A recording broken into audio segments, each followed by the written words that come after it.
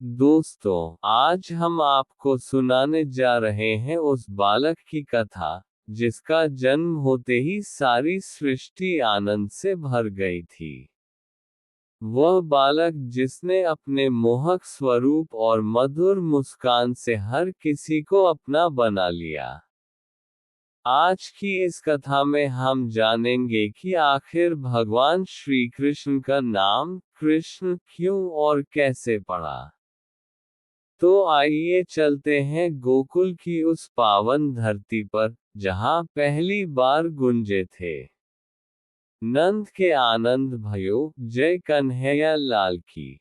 श्री कृष्ण नामकरण की कथा। बहुत समय पहले, जब कंस के अत्याचार से पूरी धरती भयभीत थी, तभी देवकी और वसुदेव के घर 8वें पुत्र का जन्म हुआ। उस रात पूरा कारागार दिव्य प्रकाश से भर गया। कारागार की जंजीरें टूट गईं, पहरेदार गहरी नींद में सो गए और दरवाजे अपने आप खुल गए। वासुदेव जी ने उस दिव्य शिशु को टोकरी में रखा और यमुना नदी पार करके गोकुल पहुँचे। वहां उन्होंने उस बालक को नंद बाबा और यशोदा के घर रख दिया और चुपचाप लौट आए। जब ब्रज में देवकी और वासुदेव के पुत्र का जन्म हुआ, तो गोकुल में नंद बाबा और यशोदा ने उस बालक का नामकरण संस्कार करवाया। गोकुल के ब्राह्मणों और संतों ने कहा कि यह बालक अत्यंत सुंदर, सांवले और मोहक रूप वाला है।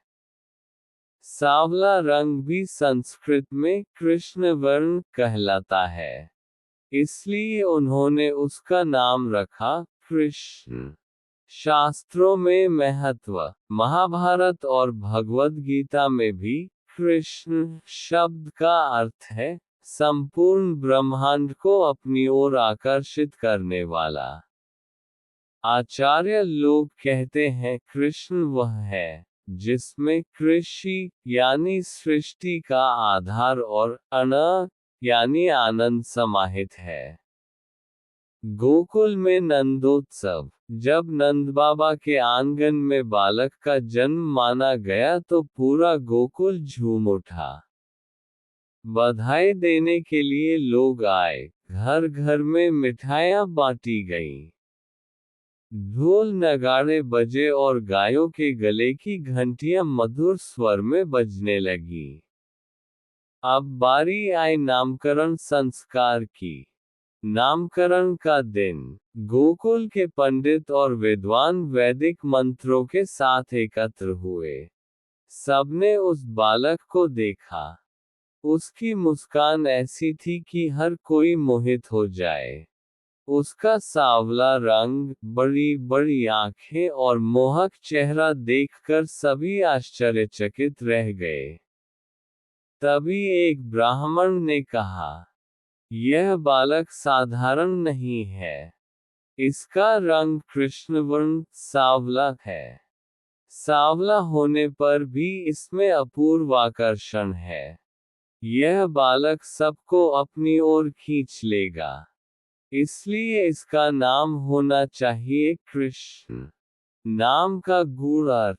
संस्कृत में कृष धातु का अर्थ है आकर्षित करना, और अन प्रत्यय का अर्थ है आनंद देने वाला।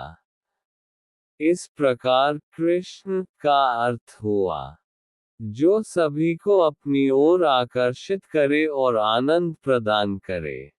बालक का प्रभाव। जैसे ही उसका नाम कृष्ण रखा गया, गोकुल में खुशियों की लहर दौड़ गई।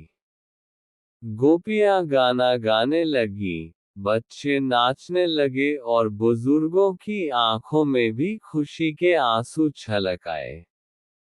नंद बाबा और यशोदा मैया ने गर्व से कहा, अब हमारा लाला केवल हमारा नहीं, बल्कि पूरे संसार का कृष्ण है। वह सबका प्रिय होगा, सबको आनंद देगा। और इस तरह देवकी नंदन यशोदा के लाला का नाम पड़ा श्री कृष्ण। सांवला रूप, लेकिन असीम आकर्षण का भंडार।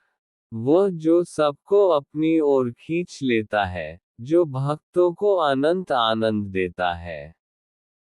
आज भी हर दिल में गूंजता है उनका नाम। श्याम सुंदर घनश्याम, हमारे प्यारे श्री कृष्ण। यदि आपको ये कथा अच्छी लगी हो तो इसे अधिक से अधिक लोगों तक पहुंचाएं और हमारे चैनल को सब्सक्राइब करना न भूलें। जय श्री कृष्ण।